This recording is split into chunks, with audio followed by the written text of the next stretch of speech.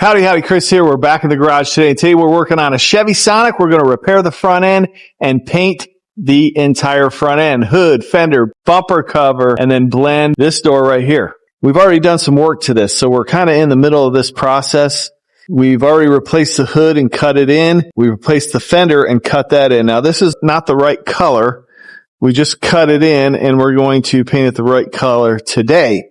We got a new headlight for it. We replaced this upper tie bar and then some other components in here that were damaged. When it was hitting the front here, it bent this hood hinge and you can see why it doesn't line up quite right.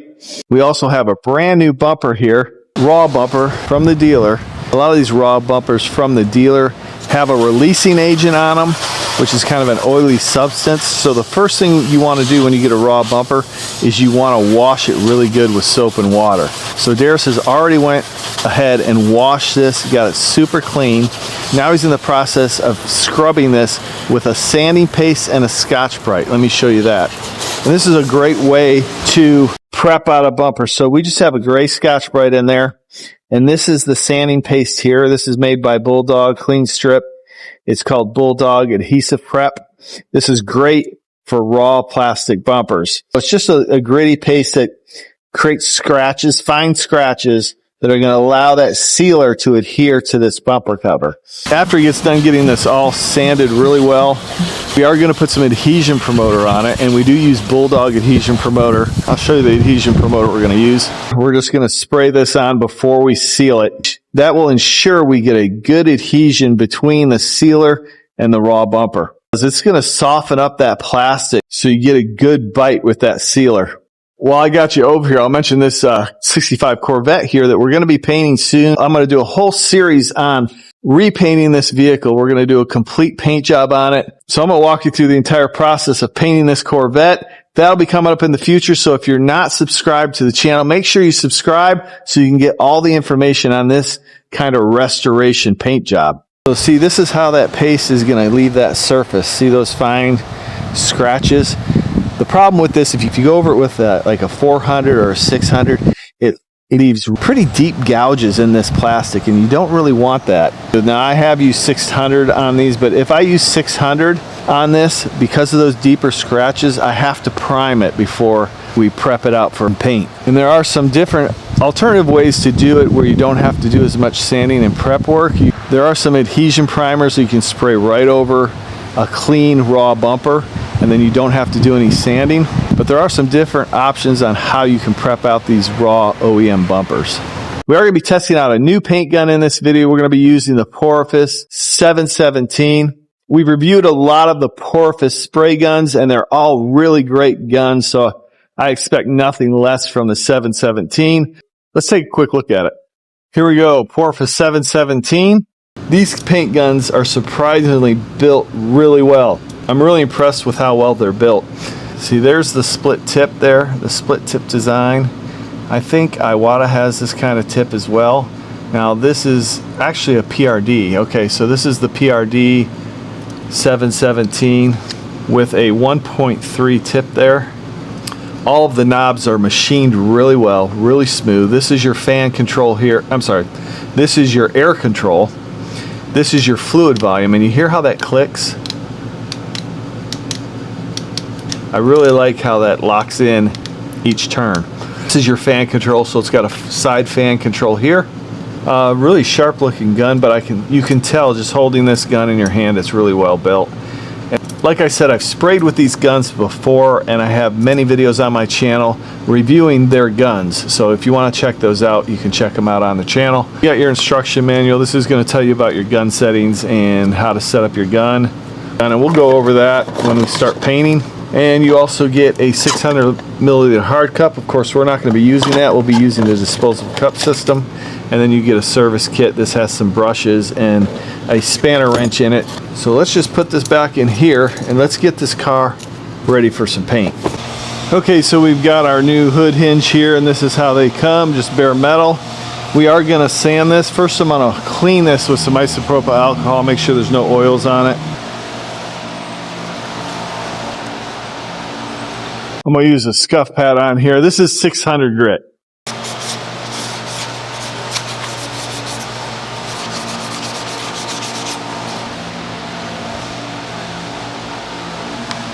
So you can see how that metal's nice and scuffed up, knock the shine off of it. Now we'll spray it with upol direct to metal primer. And this is the primer we're going to use here. It's the 2253. You can use this as a high build primer, a primer surfacer, which is just a thinner primer, or a sealer. We're going to use it as a sealer. It's still a direct to metal sealer, so we don't have to sand it. We can paint right over top of it. So that mixes up 4 parts primer, 1 part activator, and 2 parts urethane reducer. So we got our mixing cup here. So we're going to find the 4-to-1 mixing ratio at the bottom here. Right there, 4-to-1-to-1. So 4 parts primer. We'll mix up the amount we want. We're going to do the bumper cover as well. So we'll go to the 4. Then we'll put our activator in. So we find the 4 in that column right there. We'll fill it up with activator. We'll have to double this last one up. So instead of 1 part, we'll have to double it and put 2 parts in. So we're going to have to just kind of eyeball it to make sure we got it right. So now I stirred this up before. I hook a drill up to the top of this and stir it up. Here's our hardener. This is slow because it's a little bit hotter today. Now we're going to use our slow reducer here. Right there. Stir this up. This is really thick stuff, so we got to make sure it's stirred up really well. If you don't stir it up well, all the thin stuff will spray out first, and then you'll be left with really thick sealer at the end. So you want to make sure it's stirred up really well. This is the disposal cup system we're using here. This is just an inexpensive system that I purchased on Amazon, a Master Pro series. Put on our collar. So these guns actually come in 2 different colors. These are both 717s right here.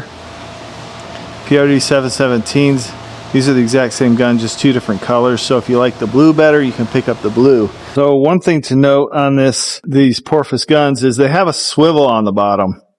I'm not particularly a fan of the swivel. It doesn't really bother me, but I don't think it's necessary. It just makes it difficult to change these things out. You got to use 2 wrenches, but you may like that.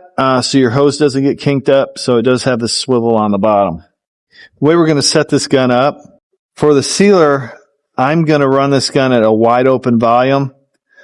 Full fan, I might narrow this back just a little bit. What you want to do is you want to pull the trigger, open this up all the way. And then when you tighten it down, when you feel pressure on that trigger right there, that's wide open, okay? We're going to run it wide open. And then the air pressure for sealer is probably going to be right around 20 PSI. Tack it off. Then we're going to hit it with some adhesion promoter. Okay, so we have this all cleaned with isopropyl alcohol, or you can use wax and grease remover.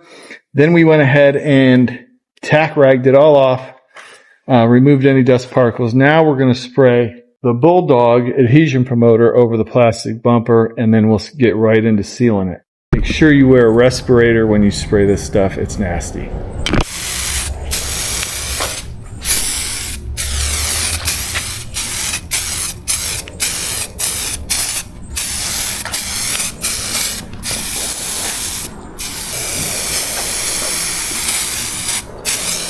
We'll give that just a couple minutes to flash off, and then we'll apply our sealer.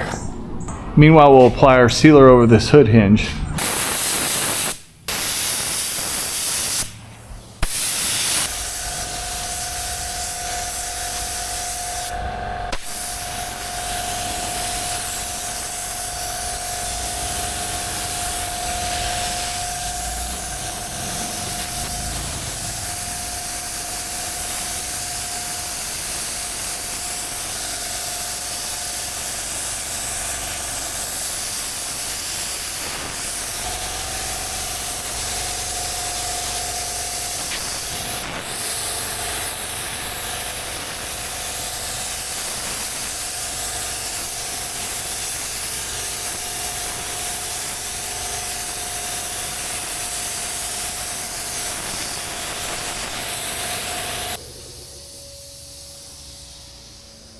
This mixes up 2-to-1.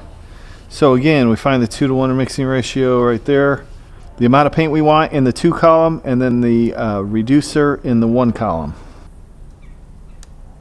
Our slow reducer. I like to put a little extra reducer when I'm spraying white because white tends to be a little thick. It helps it to flow out just a little bit better.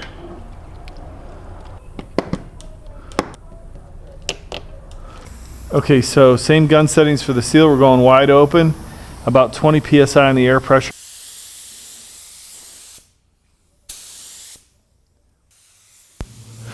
Let's talk about some of the techniques you want to consider when you're applying your base coat. So for me, I like to apply my first coat of base a medium wet coat. So I don't want it to be too wet and I don't want it to be too dry. I want it to be a nice smooth finish. If you apply your base coat too dry, you're going to get what they call sand piling. That's a real roughness in your paint surface, and that is going to affect your clear coat. It's going to make it more difficult to spray a nice smooth clear coat finish. That's something you want to try to avoid. So get enough material on it, medium to wet, make it nice and smooth, and you'll be good to go. Now when you're applying your base coat, you want to overlap your passes about 70%. Now it's not so important when you're spraying white because there's no metallic in this white color, but if you have a metallic finish, you want a consistent and even application of your base coat. This will help you avoid problems in the appearance of your metallic finish. Problems like striping, mottling, a blotchiness, of making sure you're getting the proper overlap is going to help avoid that.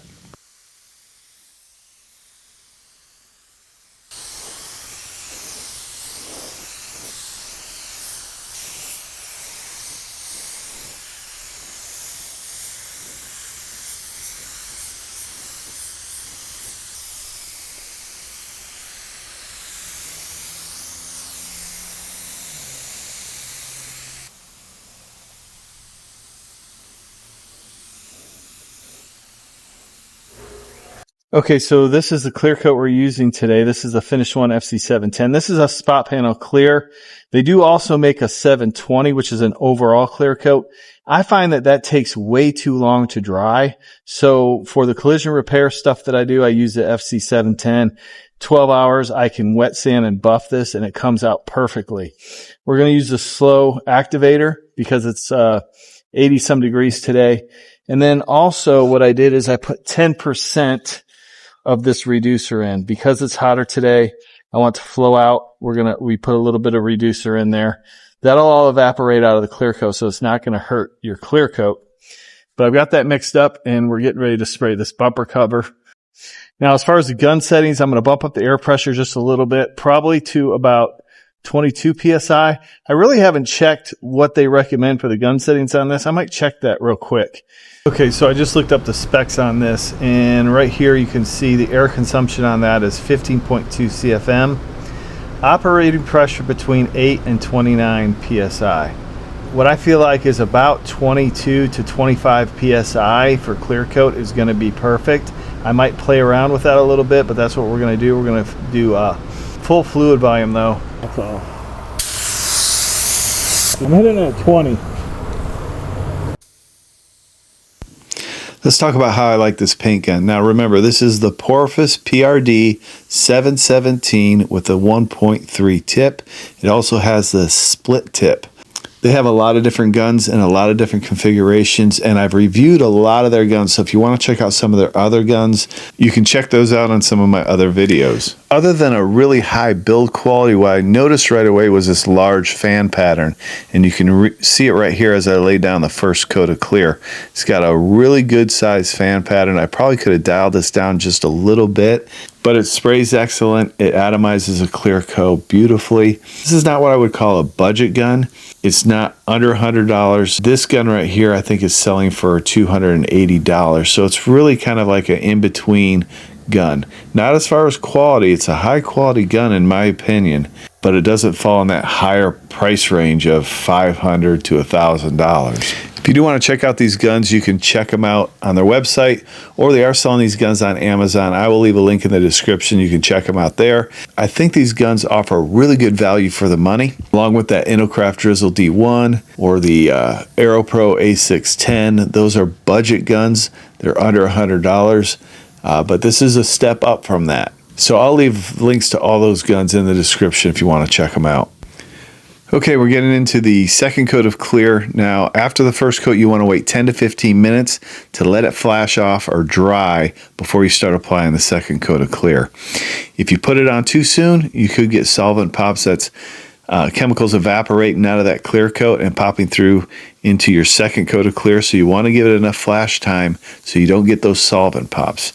But you don't want to wait too long, because if you wait too long, you could get what they call dieback, where it shrinks a little bit and it creates a dullness in your finish. So you kind of got to get in that 10 to 15 minute time frame, but it also depends on the temperature you're spraying in. If you're spraying in extremely hot temperatures, it's going to take less flash time, maybe 5 minutes. Overall, I'm really happy with how this bumper turned out. I like how this gun sprays.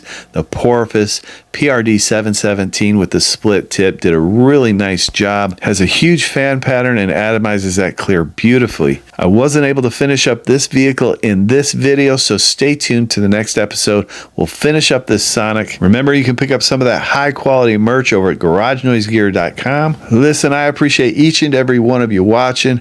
We'll see you next time on Garage Noise.